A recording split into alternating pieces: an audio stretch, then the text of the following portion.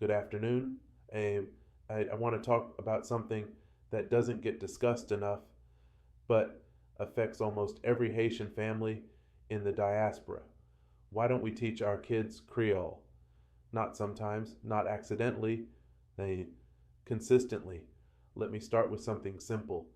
A lot of Haitian kids can say bonjour, but can't say Kijan Ouye. They can introduce themselves in English perfectly. They might even speak a little French, but they can't really talk to their grandparents. And somehow we've accepted that that is normal. So today I want to talk about why this happens, what it's doing to our kids, what it means for Haiti's future, and most importantly, how we fix it. Real reason. Shame people give polite explanations.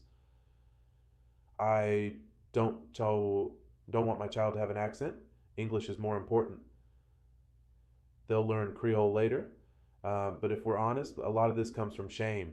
Many of us grew up being told, directly or indirectly, that the Creole sounds uneducated, that it's broken French, that speaking it makes people judge you.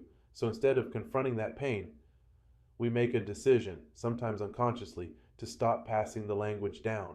And that decision has consequences. What language really is, language isn't just communication, it's culture, it's memory, it's identity. There are jokes, proverbs, prayers, and emotions in Creole that simply don't translate into English. So when kids don't learn Creole, they don't just lose vocabulary, they lose context. They lose access to elders. They lose cultural intuition. They lose a sense of belonging. Impact on children. This shows up early.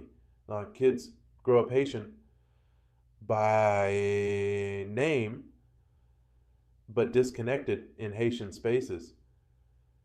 They don't understand family conversations. They don't feel confident speaking. They stay quiet. And when you're quiet long enough, you start to feel like you don't fully belong anywhere.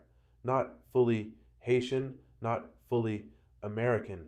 That identity gap creates distance emotionally and culturally. The diaspora and Haiti's future. Now let's zoom out. If the diaspora doesn't speak Creole, the diaspora cannot lead Haiti. You can't really you can't build a country you can't communicate with. You can't organize people you don't understand. This creates a vacuum, and then when that happens, NGOs speak for Haitians. Foreign interests dominate decisions. Solutions sound good in English, but fail on the ground. Language loss becomes power loss. Why this is urgent. Haiti doesn't just need money, it needs leadership, connection, and understanding. And the diaspora plays a huge role,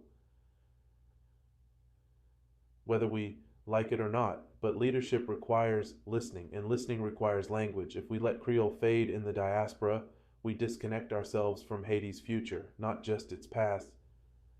Fixing it starts at home. The good news? This is fixable.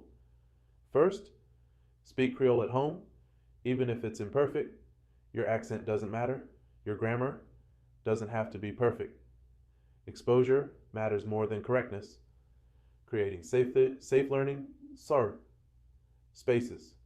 Second, stop correcting kids with shame. Let them mix languages. Let them sound American. Confidence comes before fluency. Third, use Creole for real conversations. Talk about life, money, dreams, politics, healing. Let Creole be a language of intelligence again, not just discipline or jokes. Community and media fourth. We need Creole in modern spaces. Podcasts, YouTube, stories, music, content kids actually want to engage with. Language survives when it's like funny say when it's alive, not when it's treated like an old rule book. And finally, we have to heal the shame because this was never really about language. It was about being taught that where we come from wasn't good enough. The call forward Creole was created by people who were enslaved, silenced, and denied everything, yet still found a way to communicate, organize, and revolt.